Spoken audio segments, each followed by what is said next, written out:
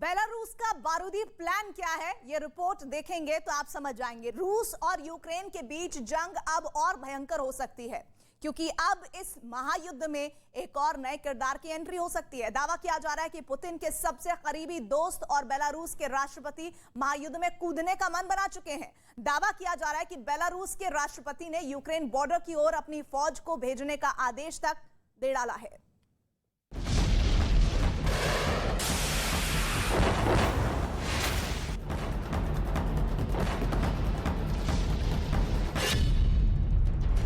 Ukraine के महायुद्ध में बेलारूस की एंट्री।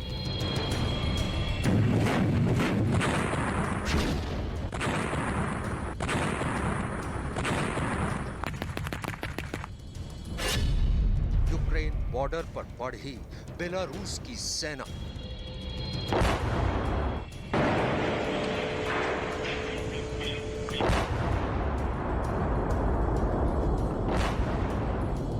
ये पुतिन के सबसे जिगरी यार है, बेलारूस के तानाशाह राष्ट्रपति अलेक्जेंडर लुकाशेंको, जिनकी पहचान बेलारूस के राष्ट्रपति के तौर पर कम और पुतिन के पिछलग्गू के तौर पर ज्यादा होती है, क्योंकि बेलारूस में लुकाशेंको की सत्ता पुतिन के भरोसे ही चल रही है। और यही वजह थी कि जब पुतिन ने यूक्रेन के खिलाफ युद्ध की शुरुआत की तो बेलारूस के राष्ट्रपति पुतिन के साथ कंधे से कंधा मिलाकर उनके साथ खड़े थे। बेलारूस ने ऐलान किया था कि वो युद्ध के लिए रूस को अपनी जमीन इस्तेमाल करने देगा। युद्ध के शुरुआती दिनों में यूक्रेन ने दावा किया था कि बेलारूस ने युद्ध के लिए यूक्रेन की सीमा पर करीब 300 टैंक तैनात कर दिए हैं।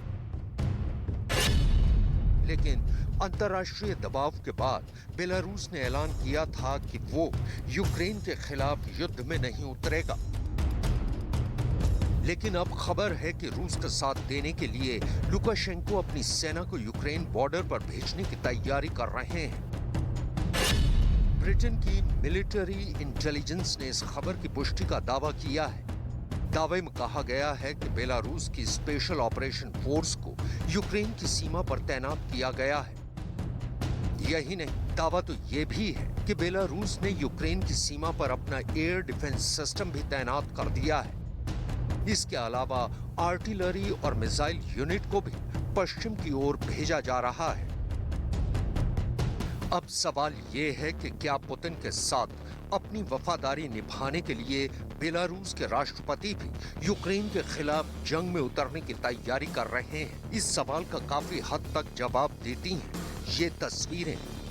ये हफ्ते भर पहले की तस्वीरें हैं जब बेलारूस के राष्ट्रपति मॉस्को पहुंचे थे उस CSTO नाम के संगठन की बैठक में हिस्सा लेने के लिए, जिसकी चर्चा यूक्रेन युद्ध से पहले तक शायद ही कभी होती थी। पूर्व सोवियत संघ से जुड़े 7 सदस्य देशों वाले इस संगठन को नेटो के खिलाफ एक मोर्चे के तौर पर दिखाने की कोशिश हो रही है। खास बात यह है कि इस बैठक के बाद यूक्रेन ने सेना की तैनाती बढ़ाने के आदेश दिए थे, क्योंकि यूक्रेन के साथ बेलारूस का 1084 किलोमीटर का बॉर्डर लगता है। इसी का फायदा पुतिन ने युद्ध में उठाया और बेलारूस के सैन्य ठिकानों का इस्तेमाल करके पुतिन की सेना ने यूक्रेन के चेर्निहिव और कीव पर शुरुआती चढ़ाई की थी। वैसे तो बेलारूस का महाजंग से दूर दूर तक कोई लेना देना नहीं था, लेकिन जंग के बीच बैकडोर से रूस का समर्थन करना उसे महंगा पड़ गया और वो सीधे सीधे पश्चिमी देशों के निशाने पर आ गया। महाजंग के बीच अमेरिका और यूरोप के कई देश बेलारूस पर प्रतिबंध लगा चुके हैं। बेलारूस से निर्यात होने वाले सामानों पर यूरोप के कई देश बैन लगा चुके हैं। इसकी वजह से बेलारूस को हर साल 16 से 18 बिलियन अमेरिकी डॉलर का नुकसान होने का अनुमान जताया गया है। अब मरता क्या न करता, बिना जंग लड़े बेलारूस पहले से ही नुकसान में आ चुका है और अब कहा जा रहा है कि इसी नुकसान की भरपाई करने के लिए वो जंग में पुतिन का साथ देने की तैयारी कर रहा है।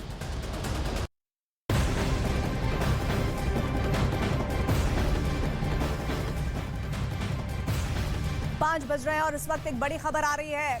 बेलारूस जंग में उतरने की तैयारी कर रहा है तो उधर खुद उसके नागरिक अब यूक्रेन के समर्थन में आने लगे हैं। ये तस्वीरें, ये जानकारियां जो बता रही हैं वो बता रही हैं कि किस तरह से अब आने वाला वक्त महायुद्ध के हिसाब से और ज्यादा खतरनाक होने जा रहा है। बेलारूस के कई वॉलंटियर यानी लड़ाके अब यूक्रेन के साथ देने के लिए जंग के मैदान में उतरने जा रहे हैं। बेलारूस के कई लड़ाकों ने रूस की सेना के खिलाफ जंग में उतरने का ऐलान किया है और इसके साथ ही इन लड़ाकों ने पोलैंड के बॉर्डर पर पहुंचना भी शुरू कर दिया है। पोलैंड बॉर्डर पर बेलारूस के लड़ाकों ने युद्ध के लिए अपनी ट्रेनिंग भी शुरू कर दी है।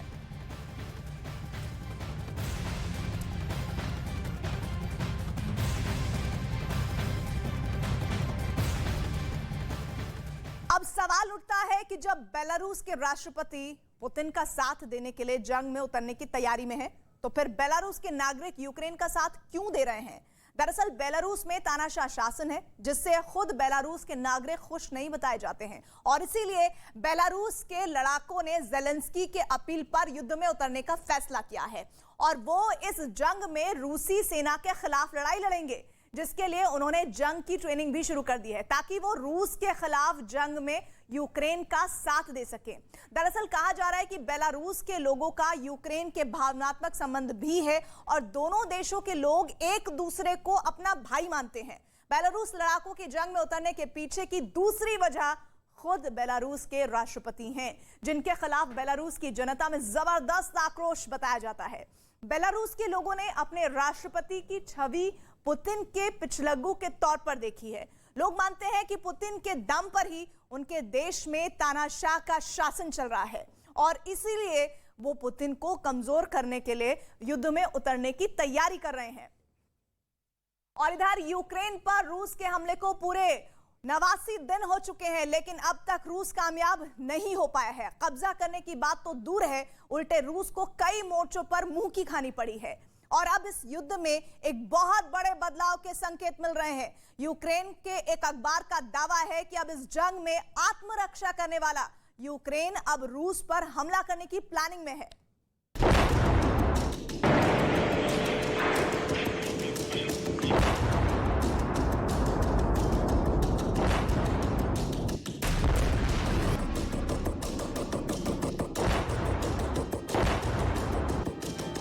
करीब 3 महीने की लड़ाई में अब तक रूस की सेना उतनी कामयाब होती नहीं दिखी जितनी उसकी ताकत है।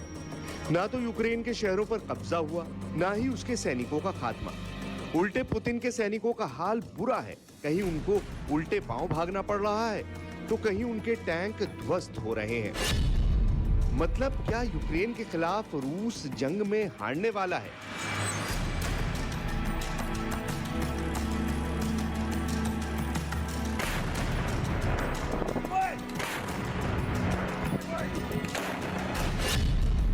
क्या युद्ध में पुतिन के सैनिकों का हौसला पस्त हो रहा है?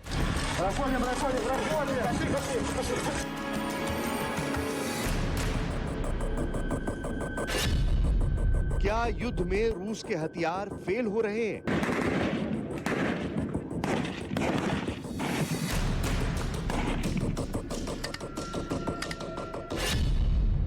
क्या आत्मरक्षा करने वाला यूक्रेन अब रूस पर हमला करेगा?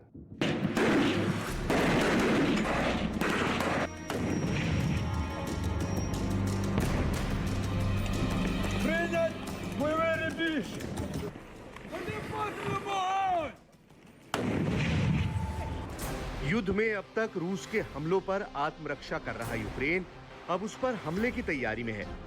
यूक्रेन की तरफ से बयान आया है कि अब उनका देश 2 महीने बाद रूस पर हमले की तैयारी में है। दावे के मुताबिक 2 महीने के भीतर यूक्रेन जवाबी कार्रवाई के लिए तैयार हो सकता है। मतलब ये कि अब ये जंग और लंबी खिंचने वाली है। यूक्रेन की तरफ से 2 महीने के भीतर जवाबी कार्रवाई करने का दावा वहां की इंटेलिजेंस टीम के प्रमुख ने एक समाचार एजेंसी से बात करते हुए किया। वहीं यूक्रेन के विदेश मंत्री दिमित्रो कुलेबा ने ट्वीट करते हुए रूस को बड़ी धमकी दी और लिखा कि युद्ध कैसे और कब खत्म होगा ये यूक्रेन निर्धारित करेगा। हम एक क्रूर हमले के खिलाफ संयुक्त राष्ट्र चार्टर के अनुच्छेद 51 के तहत आत्मरक्षा के अपने अधिकार का प्रयोग कर रहे हैं। हमें किसी और की जमीन की जरूरत नहीं है, लेकिन जो हमारी है उसे हम नहीं छोड़ेंगे। जंग में यूक्रेन के 7 लाख सैनिक। रूस पर पलटवार करने के लिए यूक्रेन की सेना पूरी तरह से तैयार है। यूक्रेन की तरफ से दावा किया गया है कि रूस के खिलाफ करीब 7 लाख सैनिक मैदान जंग में हैं। ये भी रूस के सैनिकों को पस्त करने की बड़ी वजह है।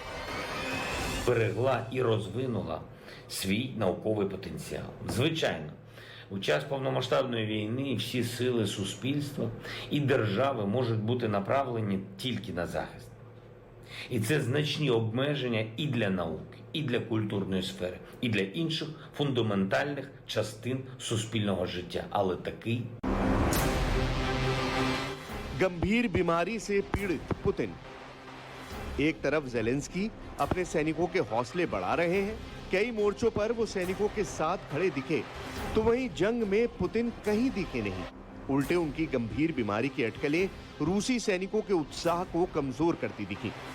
दावा किया जा रहा है कि पुतिन किसी गंभीर बीमारी से पीड़ित है, जिसकी वजह से यूक्रेन पर हमले का सही नेतृत्व नहीं हो पा रहा है। जंग लंबी खिंचने से थके रूसी सैनिक। वहीं ब्रिटेन के अखबार डेली मेल ने दावा किया कि यूक्रेन के साथ जंग में रूस के सैनिकों का हाल इतना बुरा हो गया है कि वो परेशान होकर खुद को गोली मार रहे हैं। डेली मेल ने अपने दावे को सही साबित करने के लिए एक सैनिक के इंटरव्यू का हवाला दिया, जिसमें एक सैनिक ने बताया कि 2.5 महीने से यूक्रेन की जमीन पर जाकर लड़ाई कर रहे सैनिक अब मानसिक रूप से पस्त हो रहे हैं।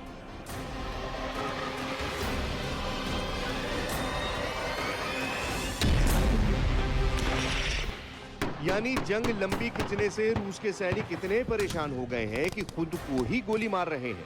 पकड़े गए सैनिक के मुताबिक यूक्रेन में जंग लड़ रहे रूस के 2 सैनिकों ने उसके सामने ही खुद को गोली मार ली, क्योंकि इतने दिनों से चल रही जंग लड़ते लड़ते वो दिमागी तौर पर पूरी तरह थक चुके थे। यूक्रेन की सेना का जबरदस्त पलटवार। जंग में पहले ही दिन से यूक्रेन के सैनिक झुके नहीं हैं। रूसी सेना पर यूक्रेन की सेना जबरदस्त पलटवार कर रही है।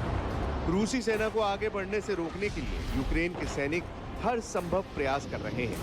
इसी वजह से उन्होंने रूसी सैनिकों के रास्ते में लैंड माइन्स बिछाई, ताकि रूसी सैनिकों के हौसलों को पस्त किया जा सके। रूस के रक्षा मंत्रालय ने इसका वीडियो भी जारी किया, जिसमें रूस की सेना रास्ते में बिछे लैंड माइन को सर्च करती दिखी। नेटो देशों के हथियार कारगर। जंग में यूक्रेन के सैनिकों के हौसले के साथ साथ नेटो देशों द्वारा भेजे गए हथियार भी रूस की सेना पर भारी पड़े।